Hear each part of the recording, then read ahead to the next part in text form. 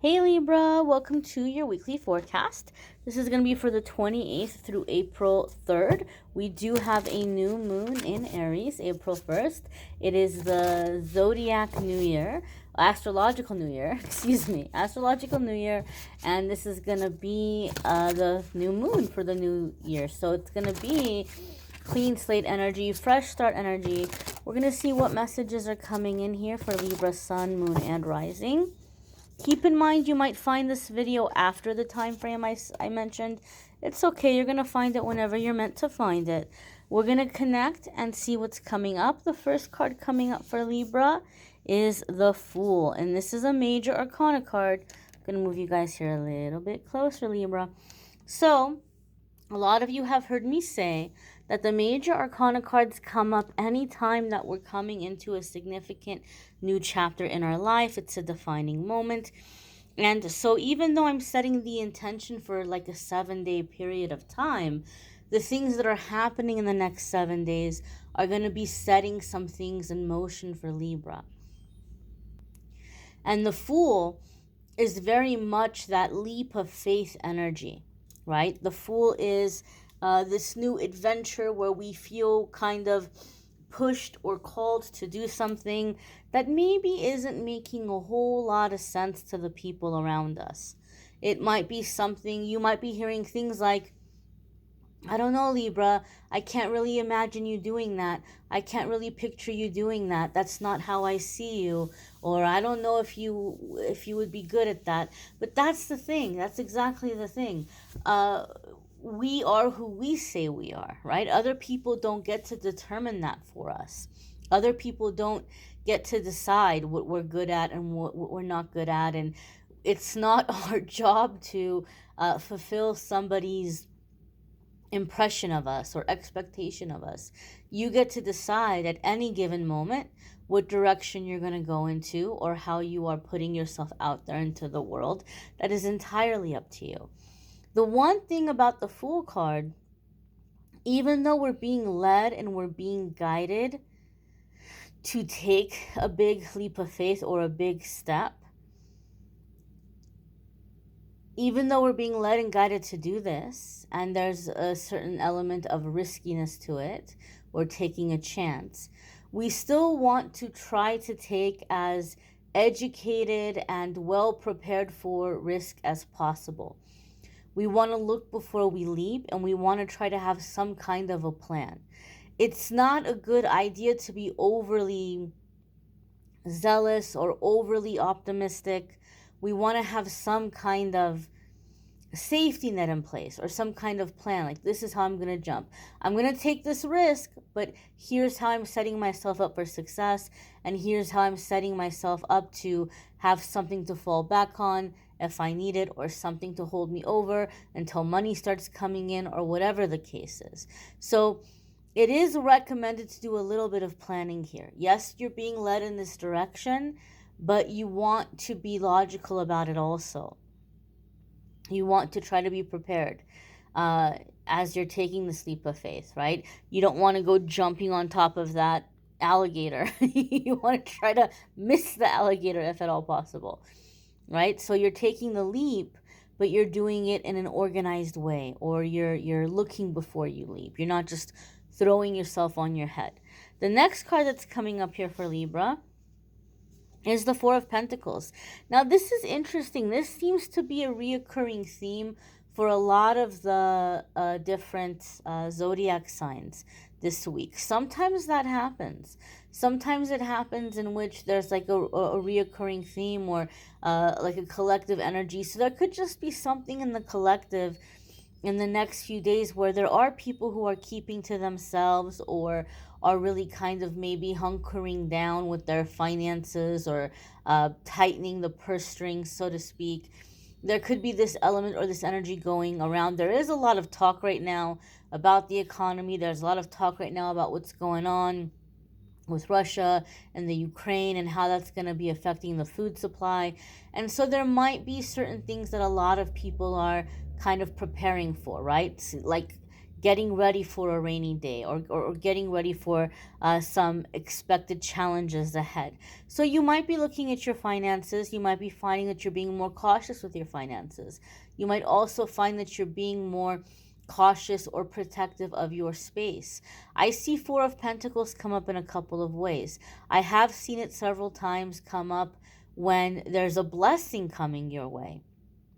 And Spirit is saying, hey, there's a financial blessing coming your way, but you need to hold on to it when it comes in. You might be tempted to like just really go out there and treat yourself and be generous to other people. And with the Four of Pentacles, Spirit is saying, hold on to as much of it as you can. Sure, treat yourself in some way. Do something nice for yourself. You deserve it. Sure, be a little bit generous to the people that you care about, but within reason and within moderation. Don't go breaking the bank, because this blessing is coming in at this time for a reason, so that you're going to be able to uh, tap into it, dip into it in the future when you need it. Okay, it's coming in because there will be a need for it in the future. So don't go blowing through it quickly. Also, I see the Four of Pentacles come up when somebody is coming into a time that they are deliberately going to be celibate, or practicing abstinence in terms of physical intimacy. So some of you may be wanting to clear your energy, or take back your power, or reset yourself in some kind of way. That could be happening for some of you. This is not a love reading.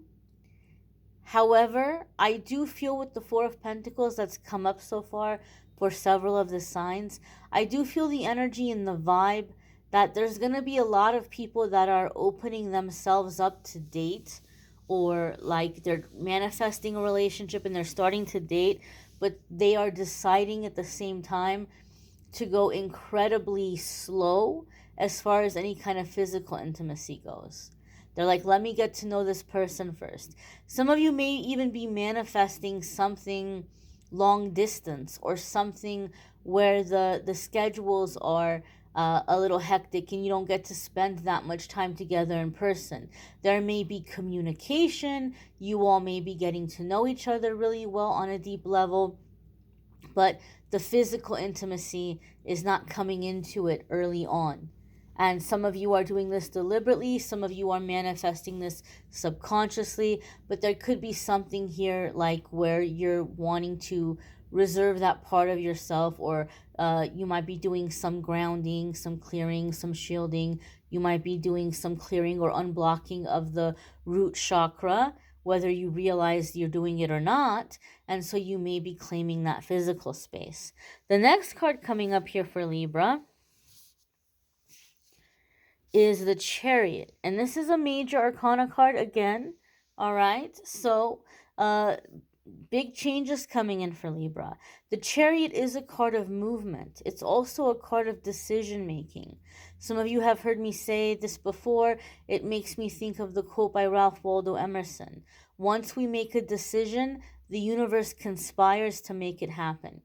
The Chariot is choosing our direction, choosing our focus, and then moving ahead. Things happening quickly. And a lot of the times I see the Chariot come up when somebody's feeling really stuck and they're like, okay, angels, okay, universe, okay, guides, give me a sign. Tell me which direction you want me to go in. Open the door that you want me to go down. Sometimes our angels and guides have permission to do that for us. Or we're going in one direction and there's this divine intervention that occurs and our angels and guides come in and they redirect us. But there's certain rules that they have to follow. They're not allowed to do that every single time. If our angels and guides are choosing a door for us, or if our angels and guides are redirecting us, it's because of something to keep us on our life path.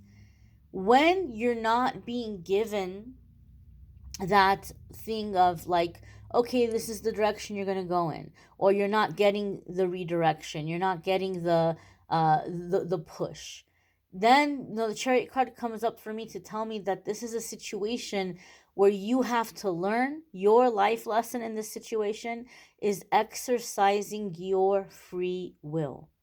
In this instance, your angels are on standby and they're not allowed to do anything until you make a decision. They can't choose the door for you. You choose the door. You say, okay, angels, this is the door I want to go down. And your angels will be like, okay, all right, let's do this. And then they step up and they help you. But in this instance, your angels and guides are waiting for you to make a choice. They're waiting for you to make a decision.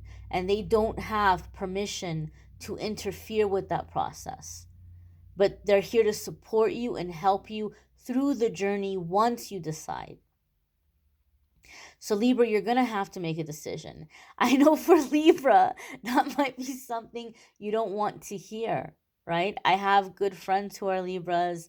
My mother is a Libra. I know Libra well. I know that Libra always wants to do the right thing. Libra's always concerned about what is like in the highest ethical, highest good for all, what's going to be the most logical and fair thing. And so Libra will analyze a lot. Like on one hand, there's this, and on the other hand, there's that. And you go and you do a lot of analyzing and comparing and thinking of the different scenarios and the different outcomes. And it can take a long time to make a decision sometimes for Libra, because Libra doesn't take decisions lightly. They want to do the right thing. So, this might be a good time for you to make a decision, but to ask yourself at the end of the day, what are my core values? What are my core beliefs? And which decision is in alignment with that?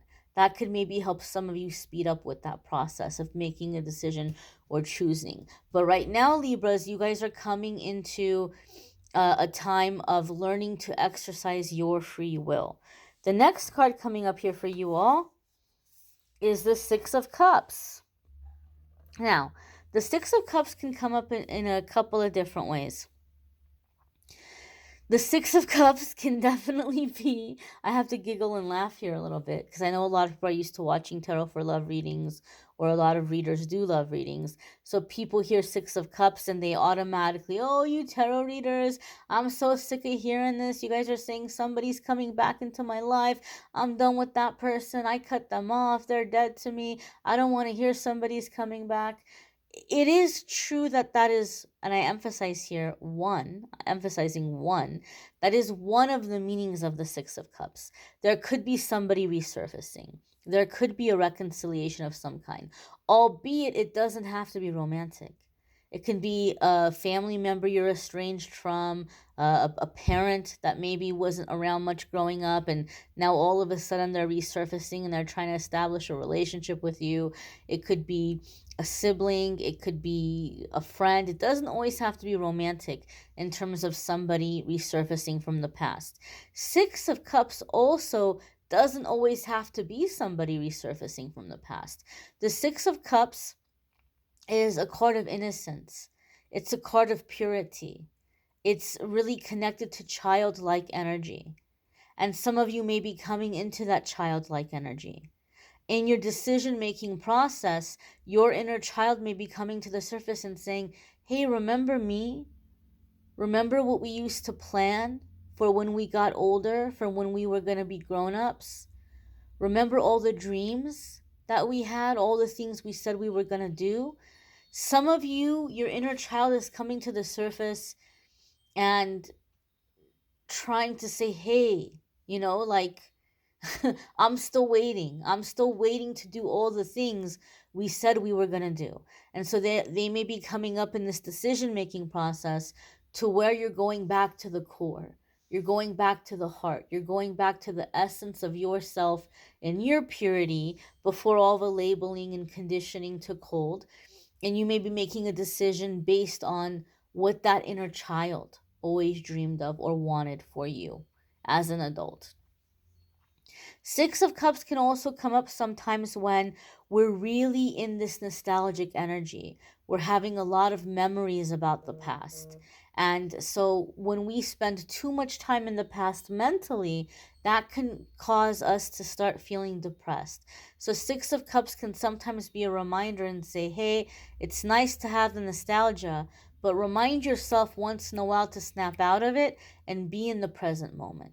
Mentally, don't get stuck in the past, because when we get stuck in the past mentally, we start to get depressed. So this might be, you might be feeling sentimental this week, Libra, and it might be a good idea for you to make sure you're taking out little breaks or some time to do some kind of grounding, to be in the present moment, to just come back to the present time and to be in the here and now.